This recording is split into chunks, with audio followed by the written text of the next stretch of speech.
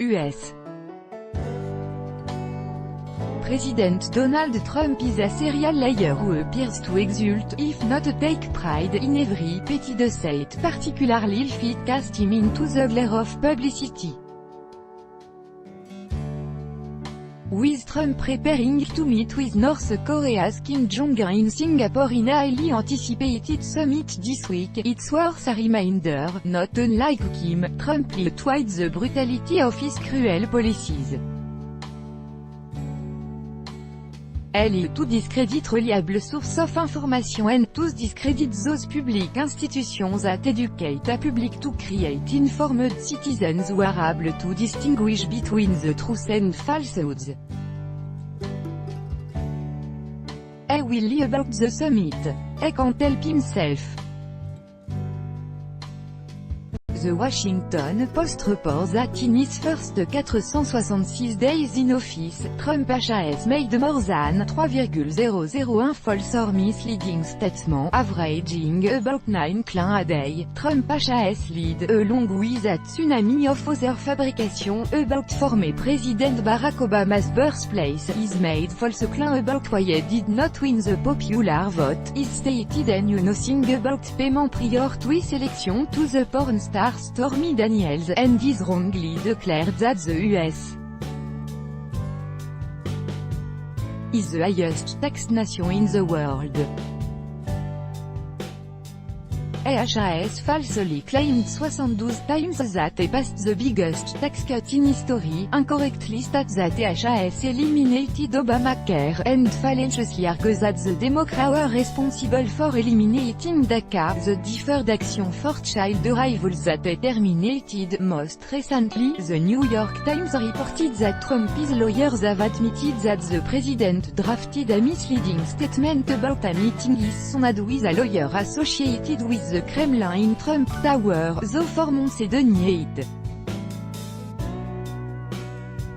The truth is dangerous. In Trump's Orwellian world, the truth is dangerous, thinking is a liability, and the sanctity of free speech is treated with disdain, if not the threat of censorship. Trump uses an endless stream of tweets in which the truth is distorted for ideological, political or commercial reasons.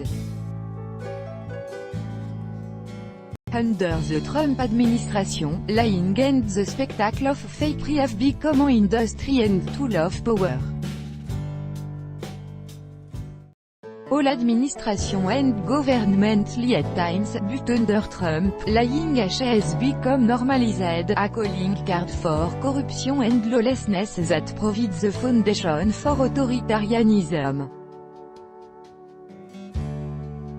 In any dictatorship, the Trump regime dismisses words, concepts and news sources that address crucial social problems such as climate change, police violence and corporate malfeasance.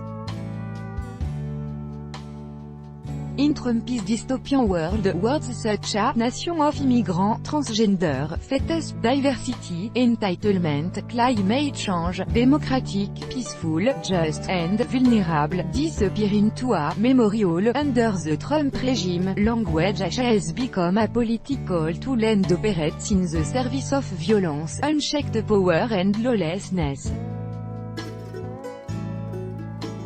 For Trump, lying has become a toxic policy for legitimizing ignorance and civic illiteracy. Not only does he relish lying repeatedly, he has also attacked the critical media, claimed journalists are enemies of the American people and argued that the media is the opposition party. His rallying cry, fake news, is USA to dismiss any critique or criticism of his policies, however misleading, wrong or dangerous they are. Fact are erased. There is more at stake here than the threat of censorship. There is also an attack on traditional sources of information and the public sphere that produce them. Trump's government has become a powerful disimagination and distraction machine in which the distinction between fact and fiction, reality and fantasy are erased.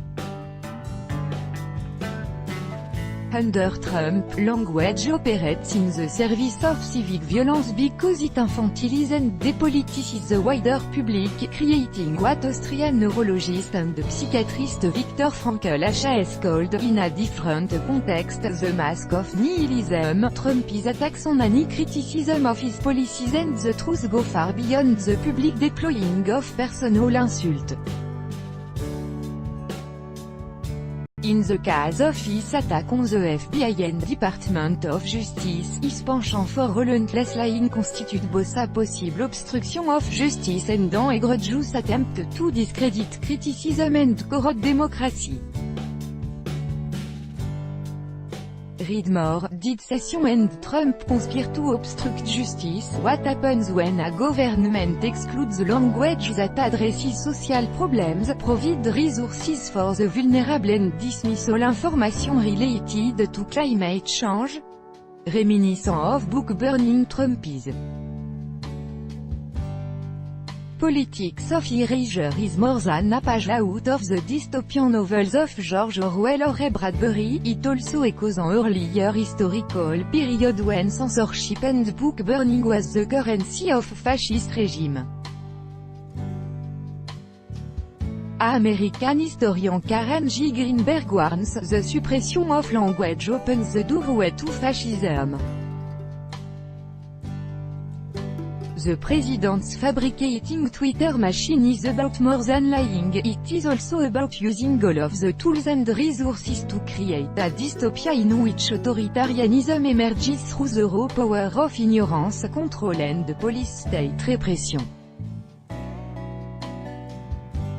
Of course, Trump does not lie in isolation.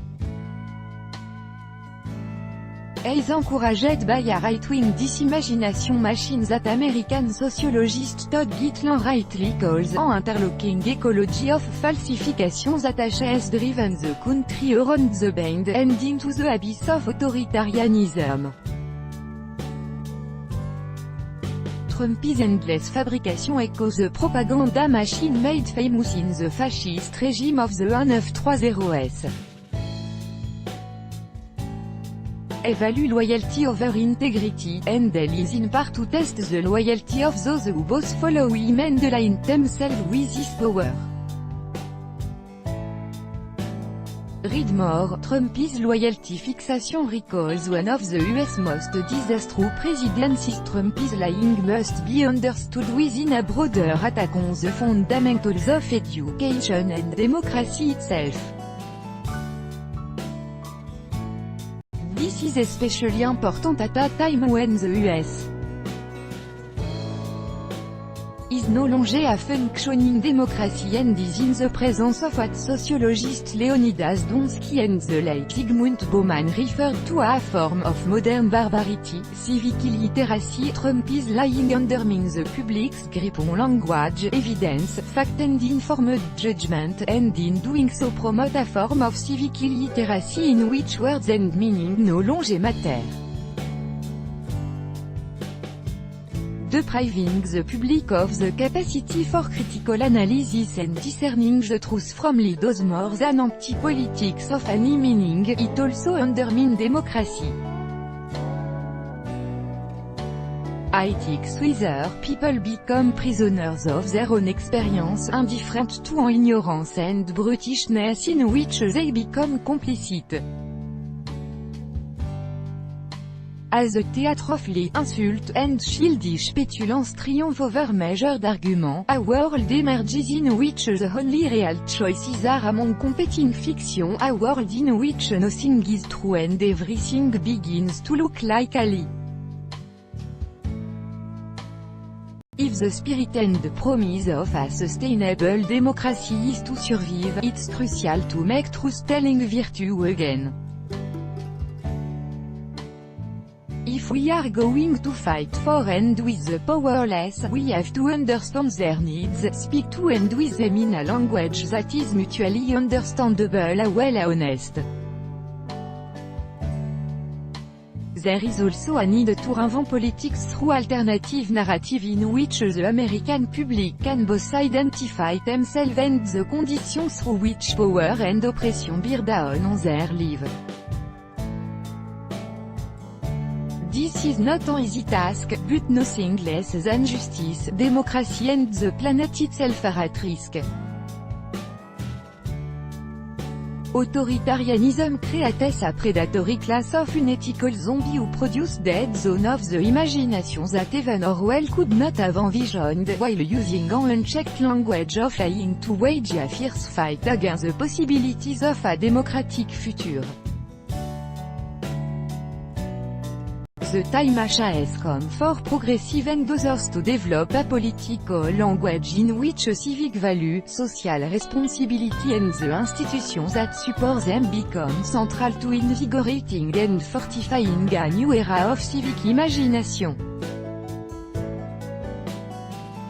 There must be a renewed sense of social agency and an impassioned international social movement with a vision, organization and set of strategy to challenge the dystopian nightmare engulfing the United States and a growing number of illiberal democracies all over the globe. Pablo Neruda, the great Chilean poet, wrote after Franco destroyed the Spanish Republic, he swore to defend until my death what has been murdered in Spain, the right to happiness, distributed to justice, the public imagination.